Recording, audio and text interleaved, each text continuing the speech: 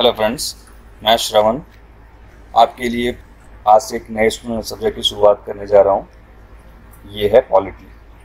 हम सब जानते हैं कि पॉलिटी के कई सवाल हमारे कॉम्पिटिटिव एग्जाम्स में आते हैं और हम इतने ट्रिकी होते हैं कि हम इनको पढ़ के भी गलत कर देते हैं।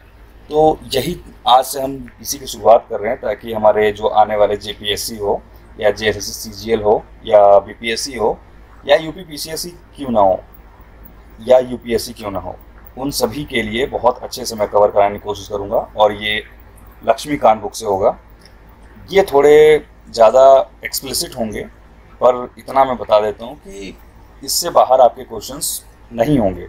मैं हर एक चैप्टर पढ़ाने के बाद कोशिश करूँगा कि इसके क्वेश्चंस भी आ सकें।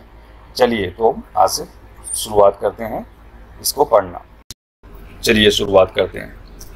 देखिए, इससे पहले कि हम आगे बढ़ें, थोड़ा हम हिस्टोरिकल बैकग्राउंड देख लेते हैं, क्योंकि आज की जो हमारी एडमिनिस्ट्रेटिव सिस्टम है ये कहीं ना कहीं ईस्ट इंडिया कंपनी की देन है। तो इसके बारे में थोड़ा जान लेते हैं। ईस्ट इंडिया कंपनी बनी थी 31 दिसंबर, ठीक है, 31 दिसंबर। और ये कब बनी थी? 1600 में। इसको बनाने की परमिशन क्वीन एलिजाबेथ ने दी थी। फिर पहली बार ईस्ट इंडिया कंपनी को दीवानी राइट मिली थी। दीवानी राइट किस के लिए मिली थी? टैक्स कलेक्शन की राइट मिली थी।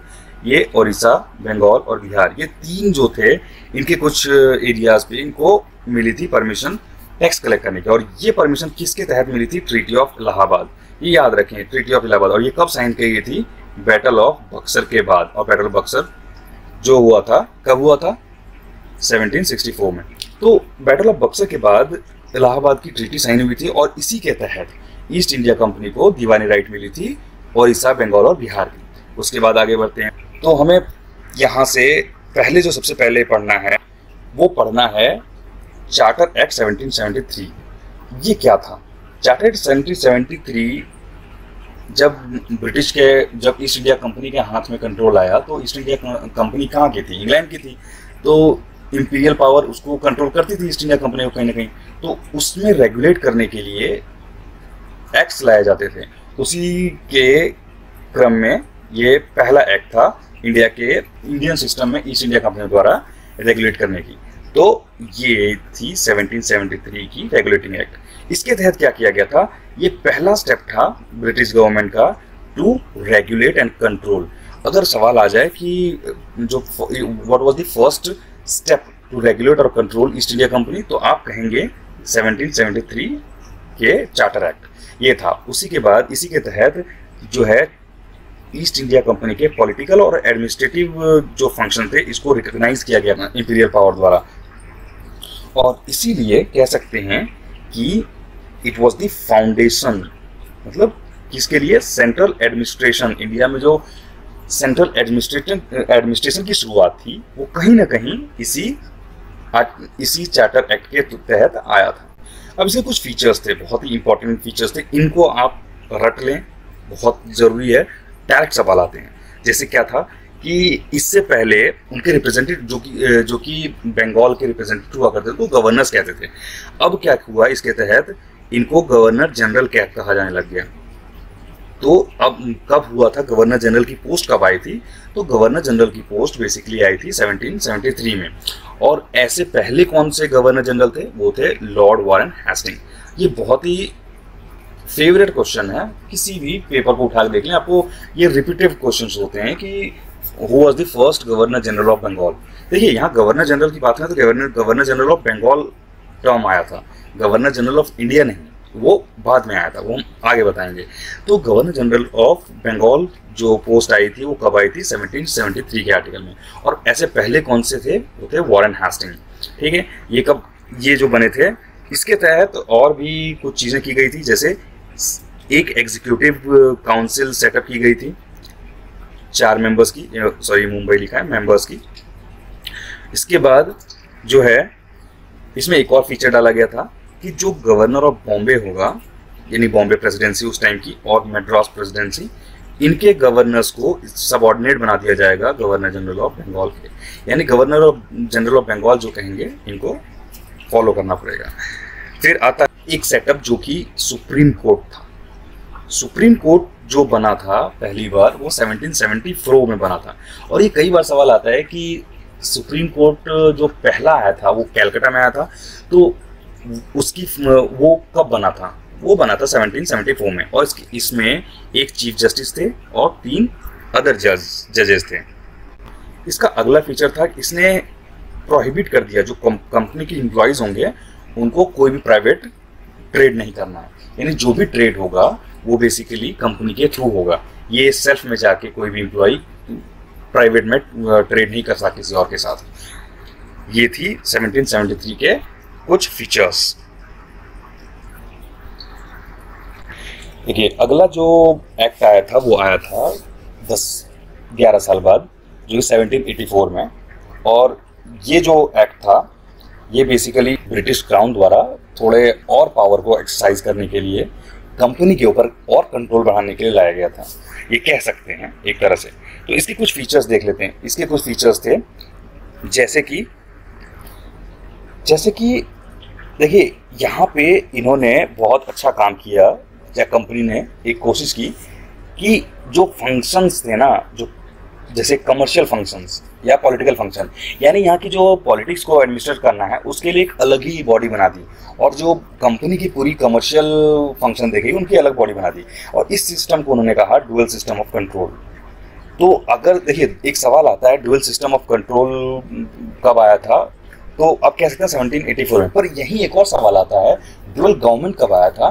तो डुअल गवर्नमेंट जो है वो लॉर्ड क्लाइव लेके आए थे आफ्टर बैटल ऑफ बक्सर और ट्रीटी ऑफ इलाहाबाद, और वो 1665 में लेके आए थे, और वो 1773 चला, और फिर 1773 के एक्ट आने के बाद वो खत्म हो गया था। तो वो बात अलग थी। अब देखिए, यहाँ पे जो डुअल सिस्टम ऑफ कंट्रोल लाया गया था उसमें एक कमर्शियल कंट्रोल के लिए अलग बॉडी बनी थी, एक पॉलिटिकल कंट्रोल के लिए अलग बॉडी बनी थी। तो कमर्शियल कंट्रोल के लिए जो बनी थी कोर्ट ऑफ डायरेक्टर्स कहा गया उस बॉडी को, और पॉलिटिकल के लिए जो बनी थी वो बोर्ड ऑफ कंट्रोल कहा गया उसको। यानी जो भी रेवेन्यू कलेक्शन या एडमिनिस्ट्रेशन वगैरह को देखना था वो पॉलिटिकल बॉडी का काम था बेसिकली। यही एक एक्ट था 1784 का जिसने पहली बार जो टेरिटरीज थे उनको ब्रिटिश पोजीशन इन इंडिया कहा था, यानी ब्रिटिश द्वारा जो ज़मीनें हथियाई गई, या कह सकते हैं अलग तरीके से कि ब्रिटिश के कंट्रोल में जो एरियाज हैं उन्हीं को कहा गया ब्रिटिश पोजीशन इन इंडिया। फिर यहाँ पे एक चीज, British government was given supreme control over the company, यानी कि ईस्ट इंडिया कंपनी तो एक कंपनी थी पर उसकी सुप्रीम पावर दे दी इस बार, यानी सुप्रीम पावर कह लें या तो कैसे अपनी और अथॉरिटी कंट्रोल करने की अथॉरिटी सी और बढ़ा दी इस कंपनी में, ये कह सकते हैं आप। फिर आया चार्टर एक्ट ऑफ 1883। ये बहुत इंपॉर्टेंट हो जाता है यहाँ से जानना, क्योंकि इसमें कुछ ऐसे फीचर्स थे जो कि हमारे एग्जाम्स में कई बार पूछे जाते हैं। जैसे कि पहला सवाल आता है कि कंपनी की जो मोनोपोली थी ट्रेड में, इंडिया में ट्रेड करने की, कब खत्म किया गया था। तो आप देख सकते हैं जो कंपनी की मोनोपोली थी trade in India was ended in this 1813। Okay, इसके बाद देखिए एक चीज़ है कि इंडिया में कंपनी की मोनोपोली ट्रेड करने की, यानी इकलौता कंपनी जो ट्रेड करेगा इंडिया में ब्रिटिश का, वो ख़त्म कर दिया गया था इंडिया में, but not in China. Means China के साथ कंपनी की मोनोपोली रिटेन रही, ये कंपनी के ही हाथ में रहा ट्रेड करने के लिए। और एक और चीज़, ट्रेड इन टी। तो दो सवाल आते हैं, एक तो पहला कि मोनोपोली जो है, और कई बार ये सवाल पूछा गया है कि कंपनी की जो ट्रेड मोनोपोली थी इंडिया में वो किसके तहत खत्म कर दी गई थी, कौन से एक्ट के तहत। तो ये चार्टर एक्ट 1813 के तहत। पर इसी के साथ एक और सवाल आता है कि क्या चाइना के साथ भी मोनोपोली खत्म कर दी गई थी? नहीं, चाइना के साथ नहीं की गई थी। और दूसरी बात, जो चाय में व्यापार था उसमें भी मोनोपोली रिटेन रही कंपनी की। ठीक है, एक और चीज़ की गई थी, इनके जो शेयर होल्डर्स थे कंपनी के, उनको अट्रैक्टेड रखने के लिए कंपनी की तरफ 10% डिविडेंड दे दिया गया था रेवेन्यू में इंडिया के। ठीक है, ताकि वो विद्रोह ना कर दे यहाँ पर, इनके लिए, इनको देखते हुए। एक बहुत इम्पोर्टेंट इसमें एक क्लॉज डाला गया था कि जो एजुकेशन पे है इंडिया में, उसके लिए 1 लाख रुपए की 1 लाख रुपए खर्च किए जाएंगे। पर ये चीज़ ध्यान रखने की बात है कि इस 1 लाख रुपए को कभी दिया नहीं गया टिल 1823 तक कोई भी सैंक्शन नहीं किया गया 1 लाख रुपए। ये बस कह दिया गया था इसके तहत, पर दिया नहीं गया। और ये एजुकेशनल किस चीज़ के लिए, लिटरेचर और साइंस इनके स्टडी के लिए बेसिकली 1 लाख रुपए की पेशकश की गई थी, पर दी नहीं गई। ये तो हमेशा हमारे नॉर्मल गवर्नमेंट ऑफिस की तरह चलता रहता है, प्रॉमिसेस तो बहुत होते हैं, किए कुछ नहीं चाहते हैं। इसके साथ हम आगे बढ़ते हैं और देखते हैं 1833 के चार्टर एक्ट को। 1833 का जो चार्टर एक्ट है बहुत ही इम्पोर्टेंट है, इसलिए क्योंकि इसके तहत बहुत चीज़ें आई, जैसे कि जो पहली बात हमें यहाँ से याद रखनी है इस 1833 के एक्ट से, कि जो गवर्नर जनरल ऑफ बंगाल की जो पोस्ट 1773 एक्ट के तहत आई थी, उसको यहाँ से नाम बदल के गवर्नर जनरल ऑफ इंडिया कर दिया गया। यानी गवर्नर जनरल ऑफ, देखिए इस चीज़ को गवर्नर जनरल ऑफ इंडिया कर दिया गया। पहले क्या था, गवर्नर जनरल ऑफ बंगाल। और इसके तहत सारी सिविल और मिलिट्री पावर इनके हाथ में दे दी गई, जो भी है हमारे। उसके बाद ऐसे पहले जो गवर्नर जनरल ऑफ इंडिया रहे थे वो थे लॉर्ड विलियम बेंटिक। इनके बारे में एक सवाल अक्सर आता है कि सती प्रथा जो है हमारे इंडिया में, ये जब ख़त्म की गई थी तो उस वक्त कौन से गवर्नर जनरल थे, तो ये थे लॉर्ड विलियम बेंटिक। तो इस चीज़ को याद रखें कि सती प्रथा जो हमारे सिस्टम से, हमारे इंडियन सोसाइटी से ख़त्म किया गया, उस वक्त जो गवर्नर जनरल थे वो थे लॉर्ड विलियम बेंटिक। और सती प्रथा को ख़त्म कराने में जो अपनी सक्रियता निभाई थी, भूमिका निभाई थी, वो हमारे राजा राम मोहन रॉय थे। इस चीज़ को भी आप ध्यान रखें। जैसा कि हमने देखा था 1813 के आर्टिकल चार्टर एक्ट में चाइना के साथ ट्रेड की और टी में ट्रेड की जो मोनोपोली थी वो ख़त्म नहीं की थी, पर इस वाले एक्ट के तहत इसको भी ख़त्म कर दिया गया। मोनोपोली मतलब एकाधिकार इनका ख़त्म कर दिया गया। एक और चीज़ कि जो इंडिया में टेरिटरीज थी उनको अब क्राउन, यानी जो महारानी या महाराजा होंगे इंग्लैंड के, उनके नाम पे गवर्न किया जाएगा। एक और चीज़ जो किया गया यहाँ पे, वो जो मद्रास की और बॉम्बे प्रेसिडेंसी के गवर्नमेंट थी उनको लेजिस्लेटिव पावर से डिप्राइव कर दिया गया। यानी कि अब वो लेजिस्लेशन नहीं कर सकते, यानी कोई लॉ नहीं बना सकते। जैसा कि हमने देखा था 1773 आर्टिकल के तहत इनको सबऑर्डिनेट बना दिया गया था गवर्नर जनरल के, यहाँ पे इनसे लेजिस्लेटिव पावर भी छीन ली गई। और फिर एक लॉ मेंबर ऐड किया गया, किसमें जो एग्जीक्यूटिव काउंसिल 4 मेंबर्स की बनी थी उसमें एक लॉ मेंबर भी ऐड कर दिया गया इसके तहत। यानी एक सवाल आता है कि किस चार्टर एक्ट के तहत लॉ मेंबर ऐड किया गया था एग्जीक्यूटिव काउंसिल में, तो वो होगा हमारा 1833 के एक्ट। इसके तहत एक और चीज़ किया गया था, जो स्लेव्स सिस्टम थी उस वक्त की, स्लेव्स, उनकी कंडीशन को सुधारने के लिए भी इसमें एक प्रावधान किया गया था। और फाइनली जाके 1843 में, इस वक्त हमारे जो उस वक्त के गवर्नर जनरल थे एलन बोर, उनके कार्यकाल में जाकर के ये स्लेवरी सिस्टम पूरी तरह से अबॉलिश कर दिया गया था हमारे इंडियन सोसाइटी से। यहाँ इसी आर्टिकल के तहत एक लॉ कमीशन सेटअप किया गया था। ये गलत है, यहाँ पे 1834 कर लें। 1834 में लॉ कमीशन सेटअप किया गया था, और ये किसके अध्यक्षता में किया गया था, लॉर्ड मैकॉले की अध्यक्षता में किया गया था। और इसी के तहत पहली बार कोशिश की गई कि जो हमारा आज के जो सिविल सर्विसेज के एग्जाम्स होते हैं, जैसे आज हमारा यूपीएससी लेता है, उसी की तरह उस वक्त जो सिविल सर्विस का सिलेक्शन होगा सिविल सर्वेंट्स का, उनको ओपन करने की बात इसी चार्टर एक्ट के तहत किया गया।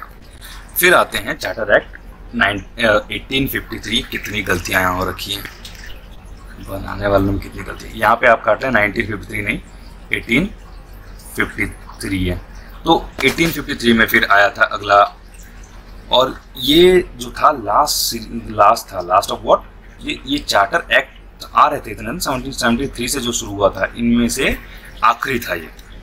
इस 1853 के चार्टर एक्ट के तहत जो इसकी कुछ इंपॉर्टेंट फीचर्स थी वो ये थी कि इसने सेपरेट किया लेजिस्लेटिव यानी एग्जीक्यूटिव फंक्शन, यानी लॉ बनाने का और उसको एग्जीक्यूट कराने के फंक्शंस को अलग अलग किया गया किसके, गवर्नर जनरल की काउंसिल के द्वारा जो बनाए जाते थे उनको। और इसी के साथ 6 नए मेंबर ऐड किए गए, किसमें, लेजिस्लेटिव काउंसिल में।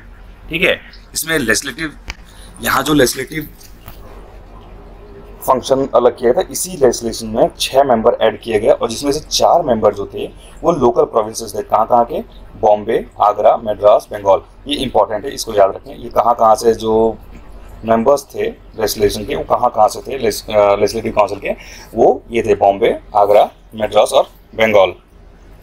फिर यहाँ से एक और चीज़, जो मैकॉले कमेटी सेटअप की गई थी एक, ये किसके लिए, ओपन कंपटीशन को सिविल सर्विस में इंट्रोड्यूस कराने के लिए रिकमेंड किया गया था इस कमीशन द्वारा। तो ये भी एक सवाल पूछा जाता है कि ओपन कंपटीशन सिविल सर्विस में किस कमीशन के तहत आया था, तो ये था हमारा मैकॉले कमेटी के रिकमेंडेशन के बाद आया था। फिर जो लॉ मेंबर था उसको फुल मेंबर बना दिया गया गवर्नर जनरल एग्जीक्यूटिव काउंसिल का। ठीक है, और कोर्ट ऑफ डायरेक्टर्स की जो स्ट्रेंथ थी उसको रिड्यूस करके 18 कर दिया गया।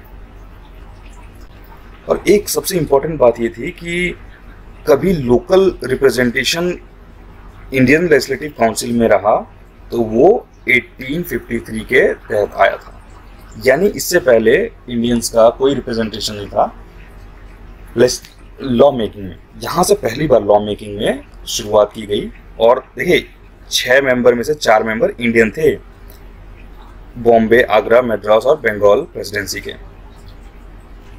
फिर तो हम जानते हैं कि 1857 में एक विद्रोह हुआ बहुत घना, उसके बाद फिर पूरी पॉलिटिकल सिस्टम को ही बदलने की कोशिश की गई इंग्लिश क्राउन द्वारा।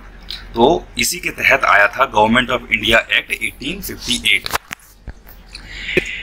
तो देखिए ये किस लिए आया था, जो 1857 का रिवोल्ट हुआ उसको ध्यान में रख के ब्रिटिश गवर्नमेंट द्वारा एक बदलाव करने की कोशिश की गई पूरी एडमिनिस्ट्रेशन में।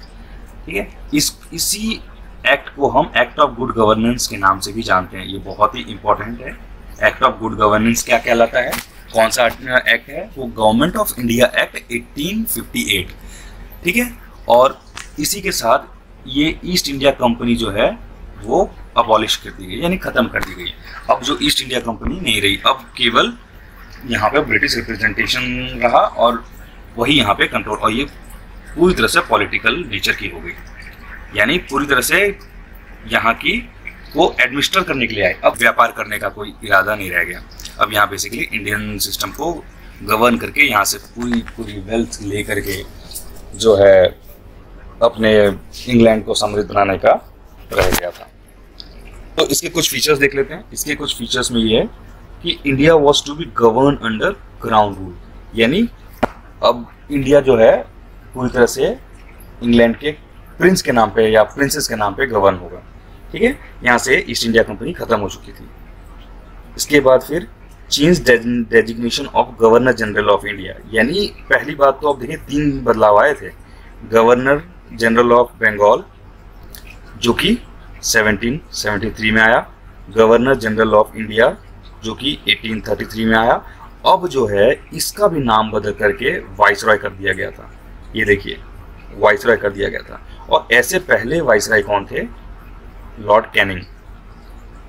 तो याद रखें, पहले governor general of Bengal Warren Hasting, पहले governor general of India Lord William Bentinck, फिर जो वाइसरॉय बने पहले वाइसरॉय वो थे कैनिंग। और यहीं पे एक सवाल पूछ दिया कि last governor general of India कौन थे, तो क्योंकि गवर्नर जनरल ऑफ की पोस्ट खत्म कर दी गई थी 1858 के टाइम पे के एक्ट के तहत, तो उस वक्त हमारे गवर्नर जनरल लॉर्ड कैनिंग ही थे। तो यही बन जाते हैं आखिरी गवर्नर जनरल ऑफ इंडिया। और फिर इस तरह नहीं, इंडिपेंडेंस के बाद भी चेंज आया था, उसकी बात नहीं कर रहे हैं, उससे पहले की बात बता रहे हैं। तो ये हमारे थे।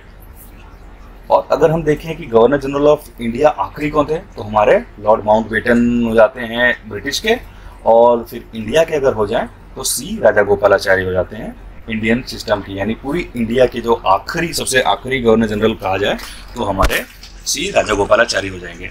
और वहीं अगर ब्रिटिश बोल लगा दिया जाए सवाल में कि आखिरी ब्रिटिश गवर्नर जनरल कौन हो जाएगा, तो हमारे लॉर्ड माउंटबेटन हो जाएंगे। ठीक है, देखिए इसी के तहत ये ड्यूल सिस्टम ऑफ गवर्नेंस जो था उसको खत्म कर दिया गया, यानी बोर्ड ऑफ कंट्रोल और board of court of directors ये पूरी तरह से खत्म कर दिए गए। ठीक है, और एक नया ऑफिस, इसके तहत एक नया ऑफिस ऐड किया गया, और वो कौन सा ऑफिस था? Office of secretary of India. ठीक है, ये डायरेक्ट रिप्रेजेंटेटिव था कहाँ का? वेस्टमिंस्टर, यानी जो ब्रिटिश पार्लियामेंट है उसका, यानी ब्रिटिश गवर्नमेंट का डायरेक्ट रिप्रेजेंटेटिव था।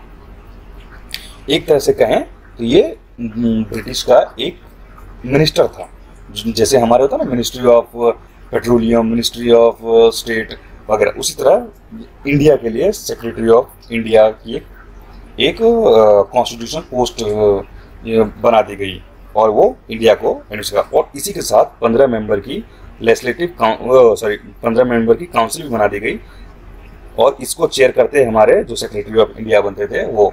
और इन 15 मेंबर की जो काउंसिल है इसका काम इनको असिस्ट करने का था बेसिकली। ठीक है, तो इसी के साथ हमारा ये पहला पार्ट खत्म होता है। चलिए फिर अगले पार्ट में मिलेंगे। Thank you.